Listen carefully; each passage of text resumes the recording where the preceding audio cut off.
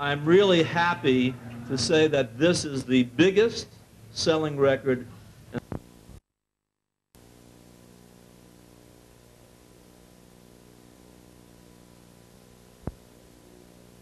Great tour, and I don't know how high is up, but I'm really happy to be here to present the Platinum album. As I say, I think it's only the beginning, and I want to thank Depeche Mode for the wonderful music that they've given us, and I do want to acknowledge also the role of Daniel Miller and Seymour Stein, and I'm sure everybody here for everything they've done in connection with making this group happen. So let's bring them up.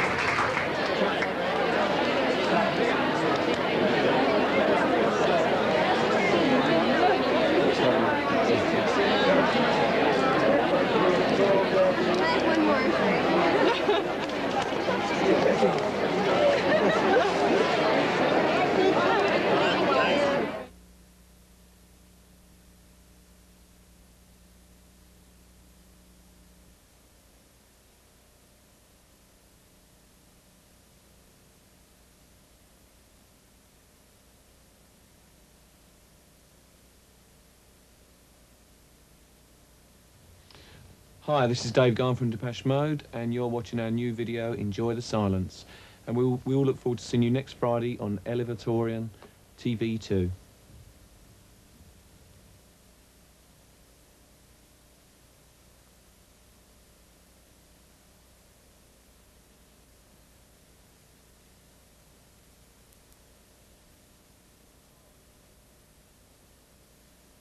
Hi, this is Dave Garn from Depeche Mode, and this is our new single, Enjoy the Silence, on DJ Television.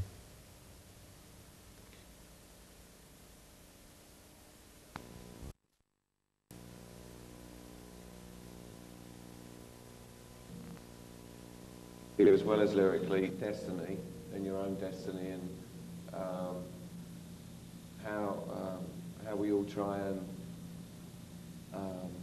steer it in a way that we feel is right.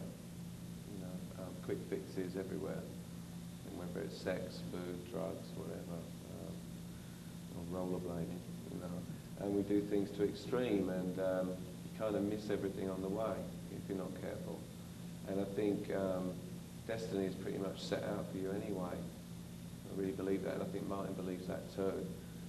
And you know, being in the same band for 17 years, with the same group of people, you pretty much, even though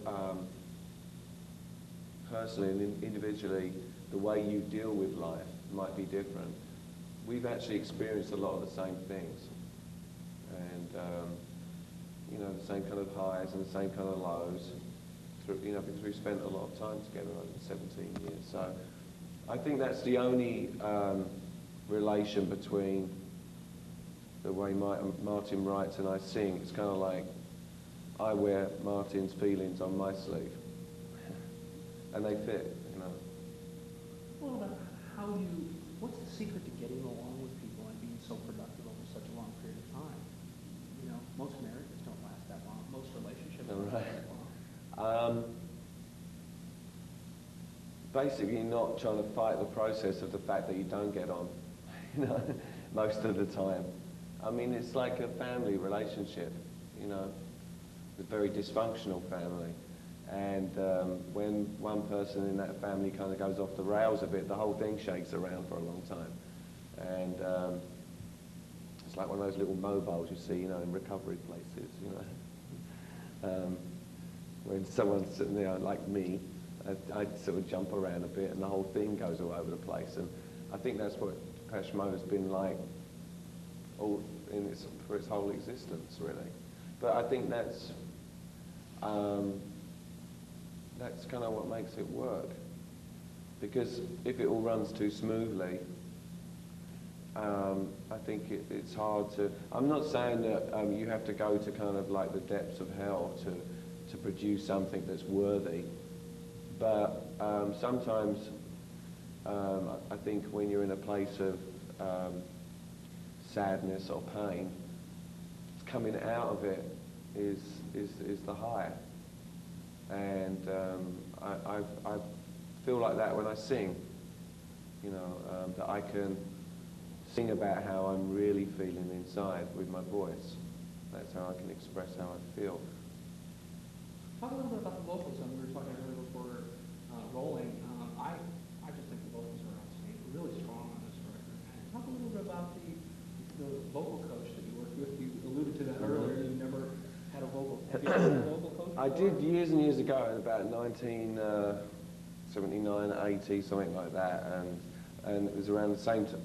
I remember it was somewhere in London. There was this woman called Depeche, and I used to show up for a lesson just after John Lydon had finished, and she was trying to teach him to sing too. And he used to sit in the corner of the room and just sulk. Malcolm McLaren would drop him off, and he would just sulk in the corner, and he wouldn't do a thing, and then Malcolm would come and pick him up, you know. I guess he was bullied into it. And I felt a bit like that, and I got a bit scared that this woman was trying to turn me into something that I wasn't, or change the character of the way I sung. And, you know, singing like rock and roll music is very different to operatic kind of training and stuff. But there's a lot of stuff that you learn from these people that helps in every way, just about breathing. And singing's all about breathing and blowing air, you know. Well, what happened was we got about halfway through the record and we were doing trying to do vocals. We spent 6 weeks in New York or something, and I only managed to complete one song. I was pretty sick at the time, and just finding everything really hard. Just to kind of sit on the stool and sing was hard.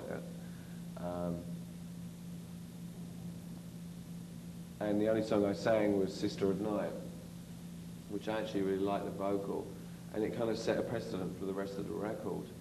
And everybody really liked what I did, but I couldn't do anything else. I'd like exhausted myself just doing one song. I know it sounds pretty pathetic, but I wasn't very well. And so it was suggested that I go back to LA and try and get my shit together and work with a vocal coach, which I, you know, resisted at first and just kind of felt like everybody was ganging up on me as usual. But I knew that I needed some kind of discipline and order in my life, and so I came back to LA and did completely the opposite for a bit and died for a little while, and then came back and got into it, you know, with the help of a lot of people and a lot of encouragement from other people like myself, and had the same problems with drugs and stuff, and they helped me to kind of make that transition into real life again.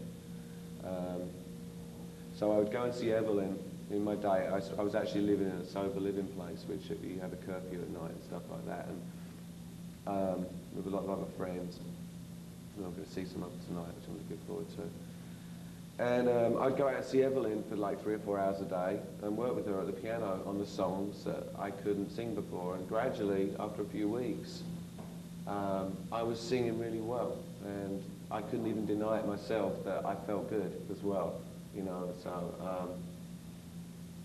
and that was then and this is now. So, you know, it was, the lesson I learned was that you never stop learning, you know, and it's something I probably should have done a long time ago. Is Evelyn going to be there tonight? I'm afraid not. Oh, no. She's out of town, Oh, no. and she's really sad that she's missed it. But she doesn't get back, I don't think, till Sunday. Tell me a little bit about tonight's event. What we're going to see. We're going to be there later. What? Well, it's a party, and we've done a similar thing in London for the record, like a record release party, and there's going to be quite a lot of fans there that have won tickets through various radio stations and stuff, and also a lot of friends and guests, and I guess altogether, like, I don't know, like 1,500, 2,000 people or something like that. So it'd be some party, and there's DJs and all that kind of stuff, and lots of strange-looking people walking around. And for people who are coming, this is their only chance to see you in these States this year, right? Well, we're going to actually, yeah, we play like 5 songs as well. 1 old song and 4 songs from the record. And it's fun doing it, you know. I'm really looking forward to it. What? Tell me a little bit about Martin just talked about how close you guys came from the band after this record. How happy are you to be? You're gonna perform these guys tonight. How good do you feel? I mean, you look great. You look like you're really. Thanks.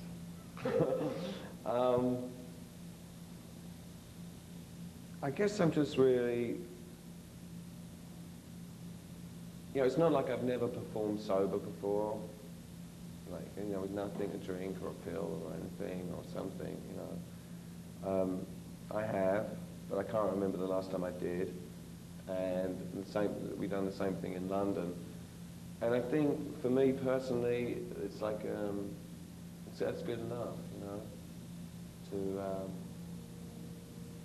to walk out and sing and feel really nervous and excited at the same time, and not have to sort of use something to prop myself up with, and just have to go out and kind of, you know, be drawn to the lines, as Mick Jagger would say. And it's okay, you know. It's like, I feel like I'm pretty happy. I'm just really, the thing that I'm most proud of at the moment is that I've managed to work at staying sober, you know, to be honest. And I'm starting to feel so much more alive every day, you know. I get a little bit of David back, you know. I've lost it somewhere. And I didn't think that was possible. I honestly didn't, you know. Being the sort of egotistic guy that I am, I thought I was different and I could handle it, you know.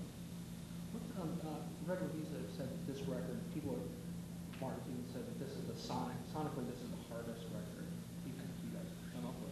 I don't know what he means by that, really. Hard, maybe he means hard in like the hardest that we managed to finish and make. I'd say it's the most soulful record that we've made. You know, I've got to say that when I hear some of the songs, you know, I get kind of goosebumps, you know. A couple of the songs on the record, I think we really kind of hit the spot. How important is it for you that other artists cite the band as an influence and say that may be the reason they got into music? Is that important to you that the band's place in history is acknowledged?